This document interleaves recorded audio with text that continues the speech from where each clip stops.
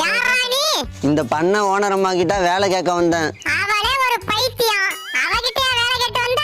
சும்மா போய் சொல்லாதீங்க. ஆமா, இவன் பெரிய ஹரிச்சந்திரன். பொய்யே சொல்ல மாட்டான். வாடா. அக்கா, உங்க பண்ணையில எனக்கு ஒரு வேலை வேணும். உன்னை எங்கேயோ பார்த்த மாதிரி இருக்கு. நான் வடக்கு தெரு தான். ஆமாப்பா, அந்த கடைசி வீடு தானே. அண்ணன் தம்பி 2 பேர் இருப்பாங்க. அதுல கூட ஒருத்தவன் செத்து போயிட்டான். ஆமாக்கா, கரெக்டா சொன்னீங்க.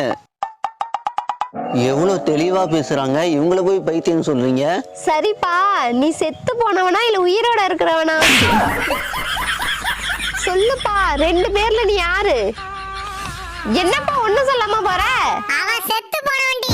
அதான் சத்தம் போடாம போறான். அப்படியா?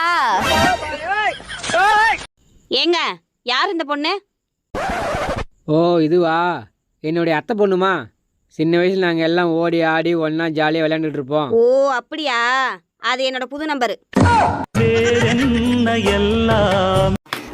என்னங்க, கேசரி செய்யறதுக்கு தக்காளி, வெங்காயம், பீன்ஸ், கேரட்லாம் கட் பண்ணிட்டேன். வேற என்ன கட் பண்ணணும்?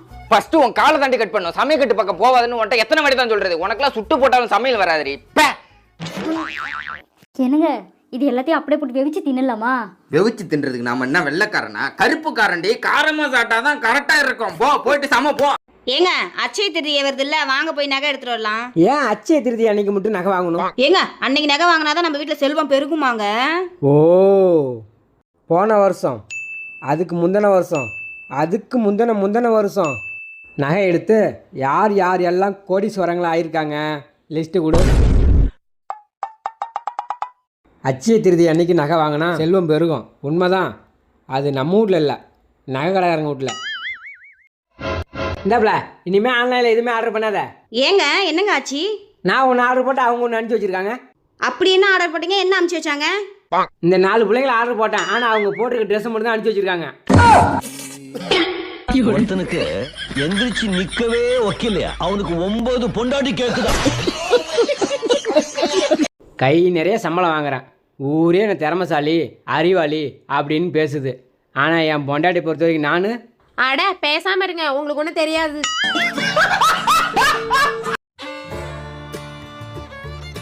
ஏன்டி டென்ஷனா இருக்க?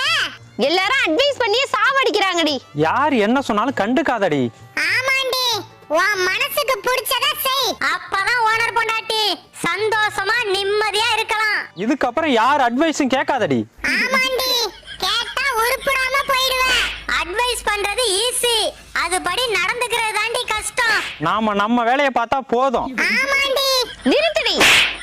எல்லாரும் அட்வைஸ் பண்றாங்கன்னு இங்க வந்தா யார் அட்வைஸும் கேட்காதன்னு நீங்க அட்வைஸ் பண்றீங்க. யோ, 500 ரூபாய் பணம் குடியா. கையில பணம் இல்லடி. அப்ப பர்ஸ்ல எடுத்து கொடு. பணமே சுத்தமா இல்லடி. நீ குடியா, நான் சுத்தம் பண்ணிக்கிறேன். 1 ரூபா கூட இல்லடி. 1 ரூபா கூட கேட்கலையா? நான் 500 ரூபா மட்டும் தான் கேட்கிறேன். இவளுக்கு எப்படி சொல்லி புரிய வைக்கிறது? அங்க பக்கெட் இருக்காடி. அதுல பணம் இருக்கா? பால்காயில் இருக்கு. எடுத்துட்டு வந்து கொடுத்துட்டு கிளம்பு. என்ன பார்த்தா எப்படியா தெரியுது? பணம் இல்லைன்னா சொல்ல வேண்டியதானே. அதனாடி இவ்வளவு நேரமா சொல்லிட்டு இருந்தான். சரியா, நான் எங்க ஆயா கிட்ட வாங்கிக்கிறேன். போடி போ. உன் ஆயா சுருக்கு பையில பணத்தை சுருட்டி வச்சிருப்பா. எடுத்துட்டு போய் எள்ளு புண்ணாக்கு வாங்கி தின்னு. மூளையாவது நல்லா வளரும். என்னம்மா, படிப்புலாம் எப்படி போகுது? பரவாயில்ல சித்தப்பா. ஏண்டி, பேச்சுக்கு கூட நல்லா படிக்கிறேன்னு சொல்ல மாட்டேன். நல்லா படிச்சு அறிவை வளர்த்துக்கம்மா. ஐசக் நியூட்டன் மரத்தடியில உட்கார்ந்து இருக்கும் போது அவர் தலையில ஒரு ஆப்பிள் விழுந்துச்சு. அதை வச்சுதான் புவியீர்ப்பு கண்டுபிடிச்சாரு.